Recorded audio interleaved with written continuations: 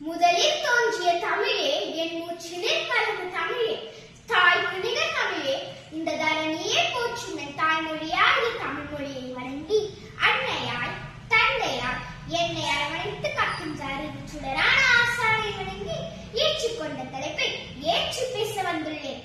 தாருங்கள் தங்கள் கவனங்களை. விருதுநகரின் வீரன், படிக்காத மேதை, பகுத்தறிவு பகலவன், கர்ம வீரன் காமராஜரை பற்றி இங்கே பேச வந்துள்ளேன். காமராஜர் அவர்கள் கல்வி தந்தை என்று அழைப்பர். இவர் 1903ஆம் ஆண்டு ஜூலை மாதம் 15ஆம் நாள் விருதுநகர் மாவட்டத்தில் பிறந்தார். இவருடைய பிறந்த நாள் கல்வி வளர்ச்சி நாளாக கொண்டாடப்படுகிறது. காமராஜர் அவர்கள் தமிழக முதல்வராக 9 ஆண்டுகள் ஆட்சி செய்தார். இவருடைய ஆட்சி தமிழகத்தின் பொற்காலம் என்று அழைக்கப்பட்டது.